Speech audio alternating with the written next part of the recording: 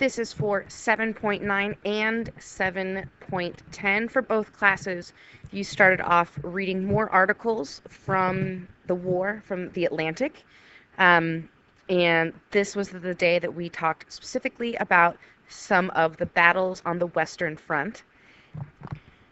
One thing I realized that I hadn't shown you were some of the trench rats. We talked about this in the trench warfare activity, but here you can see just how large they are. They really would get to be the size of some really large house cats. You can see how that might take a toll on you psychologically if you are in the trenches for any length of time. The first battle we talked about is the Battle of Ypres. We said how the British soldiers, not really understanding how to pronounce this, often called it wipers, but you learned that it is called Ypres. This is a town in Belgium.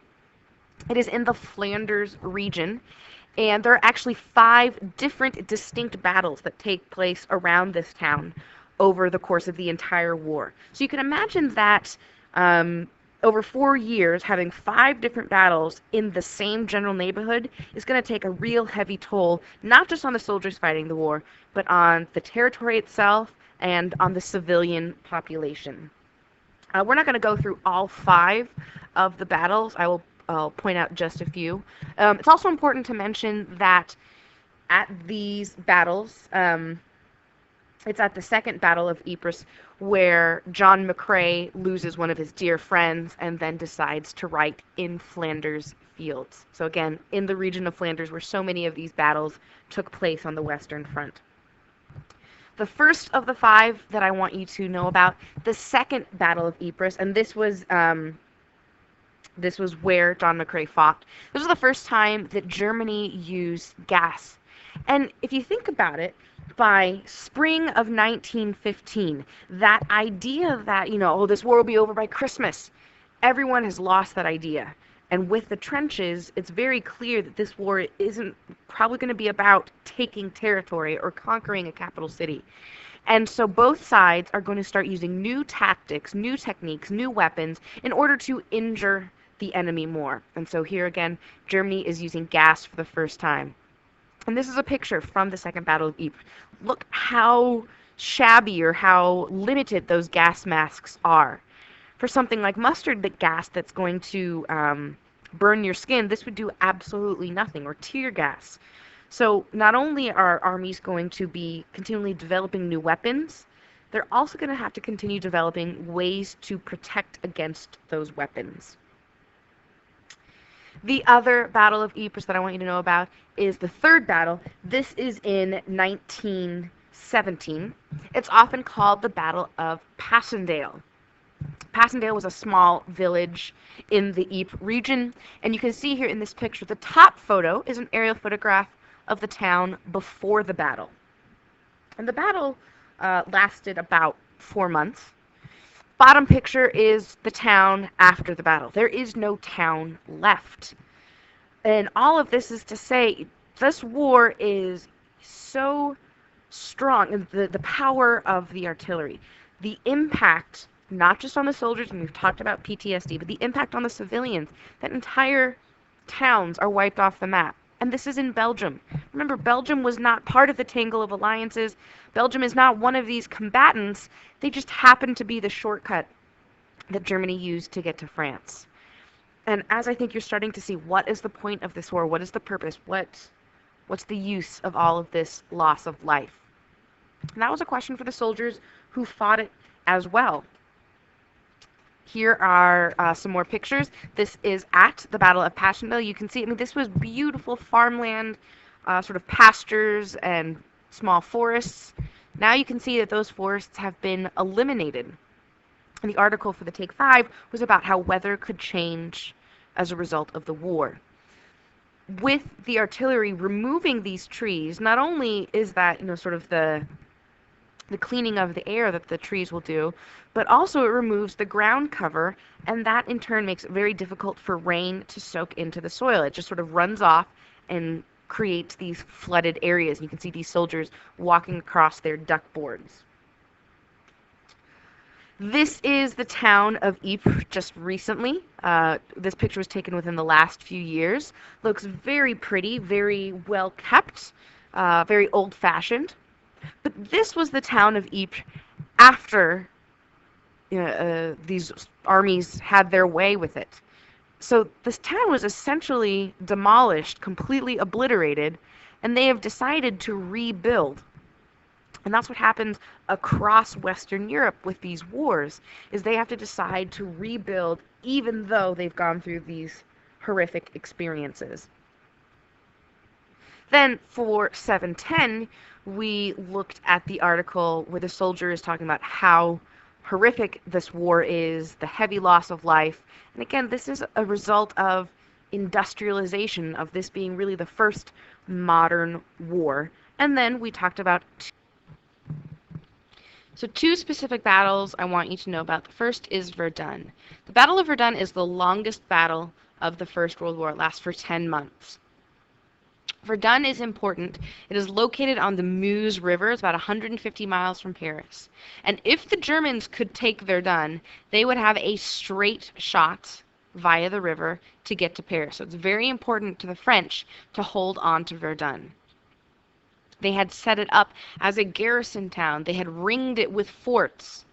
But by 1915, most of the fighting was taking place further north, and the French army decides, we need those guns elsewhere, we need those soldiers elsewhere, and Verdun is essentially abandoned. The Germans see this as a great opportunity, and they start attacking. Not only do they want to take the city of Verdun, but they want to just annihilate the French army using attrition. And attrition means, weakening or exhausting your enemy by constantly attacking and abusing them. And one general said he wanted to bleed the French army white. There is a clip over to the right if you want to watch it. We really see the importance of artillery. Over 10 months, both sides combined used 40 million shells. 40 million shells! That's hundreds a day for 10 months. You can look at that and say, oh, isn't that pretty, all those little rolling hills? But that used to be flat beforehand. Before Verdun, the Battle of Verdun, this was flat. The French have to get their butts in gear and defend Verdun, because they know if they don't, the war is over. The Germans will get to Paris, take it over, and everything's done. Even though the Germans retreat, technically the French win. Nobody really wins because of the huge loss of life. 700,000 lost. This war, even though it's about winning the war, no one's really winning. The other battle I want you to know about is called the Somme. This is much closer to the English Channel. This is the same year, July to November of 1916. This offensive had already been in the works before the attack at Verdun happened in February. The British and French were going to work together. They had planned maybe August, September of 1916 to attack here. But they move up the timeline, and the British take the lead at the Somme to allow the French to focus on Verdun and to split German resources. So now, starting in July, the Germans are both concentrating on Verdun and the Somme. The Somme is remembered as having the bloodiest single day of the war. In just the first few hours of July 1st, 60,000 casualties. This is huge. And its proximity to Great Britain, it's just across the channel. Some people even said that in London, you could hear the artillery. You could hear the muffled sounds of the bombs. The Somme is also the first time that the tanks are used. They are able to go over the top of the trenches, navigate the differences in elevation across no man's land, to drive over the barbed wire that the individual soldiers would get stuck on otherwise. And here is an aerial view. This is from a reconnaissance hot air balloon.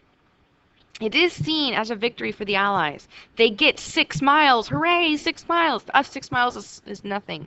But in stalemate, this is pretty significant. The British also proved that not only have they always been a good navy, but they have a great army as well. The Battle of the Somme is also the first real test of Lord Kitchener's volunteer army. Most of the soldiers who had fought up until this point were the already existing British army. So at the Battle of the Somme, you have entire battalions from a single neighborhood, a single town. That also means that sometimes entire towns lose all of their young men. So it's very demoralizing. Also, Germany has reached the point where they're starting to run low on soldiers and they're getting exhausted and they're demoralized.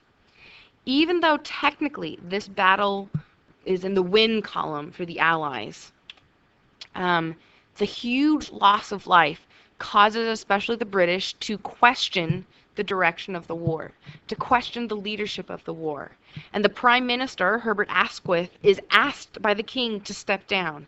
And David Lloyd George will take over position as Prime Minister because he's seen as he'll be able to accomplish more. He will be more likely or more prone to action.